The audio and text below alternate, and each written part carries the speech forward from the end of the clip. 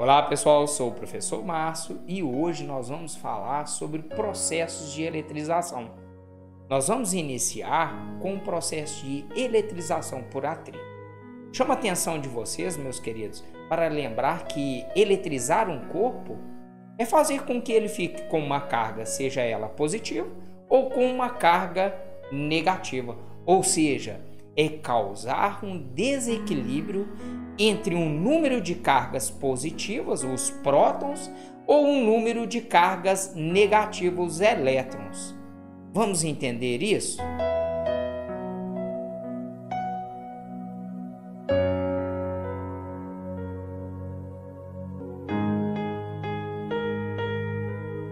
Na eletrização por atrito, nós pegamos dois objetos e começamos a esfregar um ao outro. Em consequência dessa fricção, elétrons são arrancados de um corpo e transferidos para o outro corpo. Desta forma, devido a essa fricção, há uma transferência de elétrons de um corpo para outro. Alguns podem estar se perguntando, Márcio, por que os elétrons? Não poderia ser os prótons ou os nêutrons? Até uma boa pergunta, meu querido. Mas tem uma explicação também muito interessante para isso. Há dois motivos para que isso não aconteça. Vejam bem, vamos pegar um exemplo da nossa eletrosfera, onde em seu núcleo nós temos os prótons e os nêutrons que se encontram a uma força de coesão entre essas duas partículas, que é muito intensa entre elas, onde é chamada de força nuclear forte. E para vencer essa força que mantém os prótons e os nêutrons unidos em seu núcleo, não é qualquer atrito que vai vencer isso. Isso eu te afirmo com toda a propriedade. É necessário uma interação muito forte entre elas.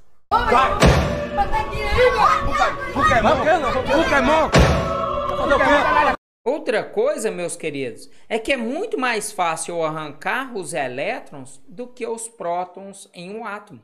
Porque os elétrons são mais leves do que os prótons. Ou seja, para vocês terem uma ideia, eles são 1.800 vezes mais leves do que os prótons. Veja que isso, então, faz muito sentido a explicação de não conseguir arrancar os prótons e os nêutrons e conseguimos os elétrons.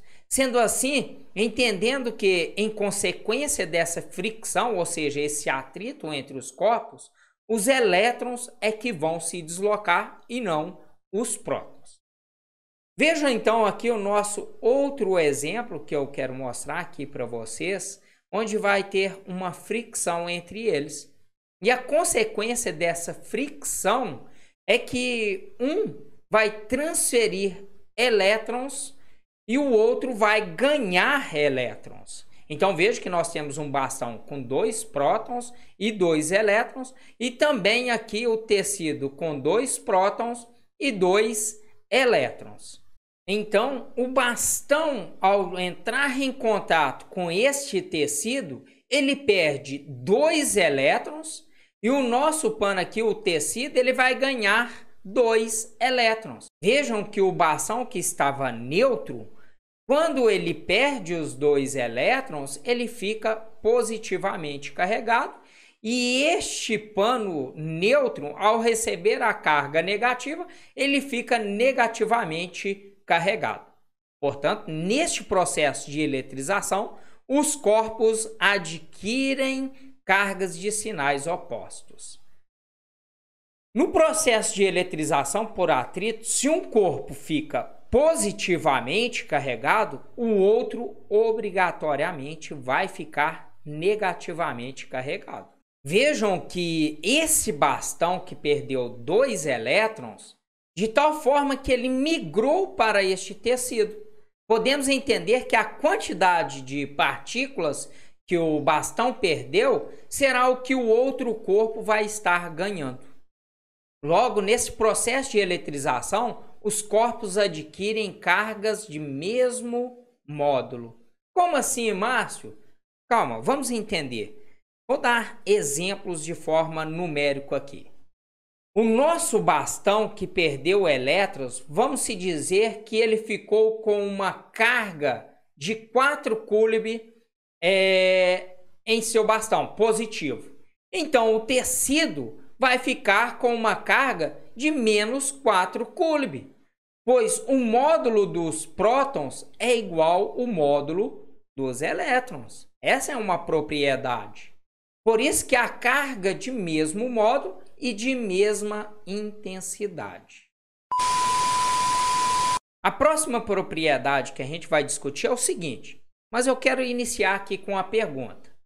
Sempre que haver o atrito entre os corpos, eles vão se eletrizar? O que vocês acham? Meu querido, te afirmo, não. Vamos entender isso. Veja bem, a primeira condição para que isso aconteça, ou seja, para que ele fique eletrizado por atrito, um dos corpos deve ser isolantes. Então a ideia é o seguinte, veja bem, se esfregarmos aqui dois metais um no outro, não vai acontecer a eletrização por atrito, porque esses dois metais, como sabemos, são bons condutores e quando esfregamos um no outro, não terá transferência de energia. Melhor dizendo, eles não têm o pré-requisito básico para que isso aconteça. Ou seja, um deve ser isolante. E isso não vem ao caso dessa situação. Agora, pega outro objeto que seja um plástico. E ao atritar entre eles, aí sim. Pois nós temos um material isolante e um material bom condutor, que é o metal. Outra coisa que é necessário para que ocorra o processo de eletrização por atrito é que os materiais que estão sendo atritados devem ser de materiais diferentes. Então, se nós pegarmos dois plásticos e atritarmos um ao outro, não vai acontecer a eletrização por atrito. Agora, se eu pegar o plástico e esfregar a uma madeira, aí sim, vai ter a eletrização por atrito. Mas por que, Márcio? Os dois não são isolantes? Bom, os dois são isolantes, mas são feitos de materiais diferentes. Então, nós podemos dizer que corpos isolantes pode acontecer processo de eletrização por atrito, desde que sejam de materiais diferentes. Se não forem feitos de materiais diferentes, eles não vão se eletrizar. Agora eu te pergunto, ao atritar a madeira e o bastão de plástico, eles irão ficar eletrizados, como foi discutido. Mas como que eu vou ficar sabendo se o bastão ou a madeira ficarão eletrizados com uma carga positiva ou negativa? Boa pergunta, não é isso? E para isso nós precisamos recorrer a uma tabela elaborada experimentalmente, do qual é chamada de série triboelétrica. E te adianto aqui, meu querido, essa tabela vocês não precisam decorar, ou seja, você precisa apenas entender. Pois uma questão seja de vestibular ou do Enem, eles irão te informar isso no momento da sua avaliação. Essa série triboelétrica, ela vai ser determinante para dizer se o material vai ficar, seja ele positivo ou negativamente carregado. Mas vamos entender isso melhor. Vejam a nossa tabela triboelétrica, que mostra alguns materiais que, quando atritados um com o outro, vão indicar de que maneira eles estarão eletrizados.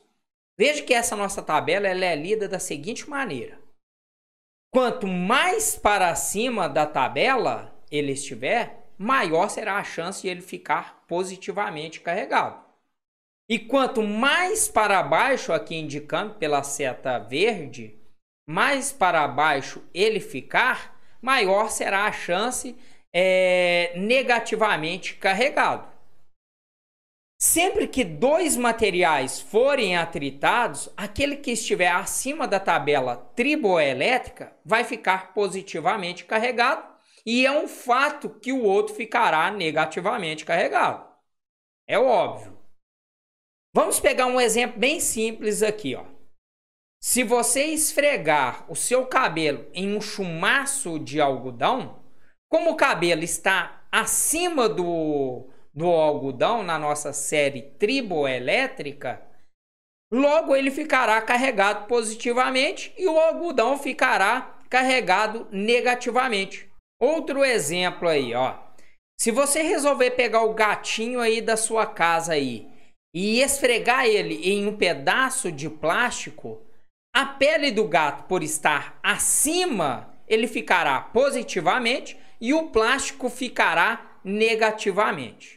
Ou seja, quanto mais distante os materiais estiverem representados na série triboelétrica, maior será a eletrização. Este mesmo gatinho, se eu pegar uma seda e esfregar em seu pelo, não gera tanto eletricidade estática do que a gente esfregar ele com um plástico, porque como podem ver, né, perceber, a pele do gato e o plástico estão mais distantes da nossa série triboelétrica do que a pele do gato e a própria seda. Podemos concluir que a pele do gato atritada ao plástico vai gerar menos eletricidade estática do que a pele de um coelho atritada ao mesmo plástico. Isso porque a pele do coelho, por estar mais distante do que a pele do próprio gato, ou seja, mais acima. Essas são as informações que vocês devem saber. Ou seja, quando for atritar dois materiais, vocês devem consultar a tabela triboelétrica. E aquele que estiver mais para cima ficará eletrizado positivamente e o outro negativamente carregado. E outra observação que eu quero fazer aqui é que quanto mais para cima da série triboelétrica os materiais a serem atritados estiverem, maior será a eletricidade gerada por atrito. Essas são as propriedades importantes nesse primeiro processo de eletrização. Espero vocês na nossa próxima aula, do qual vamos falar do segundo processo de eletrização, que é por contato. No mais, o meu muito obrigado pela sua paciência. Deixe aí o seu like, se inscreva também no nosso canal e divulgue para outras pessoas. Um grande abraço e fique com Deus.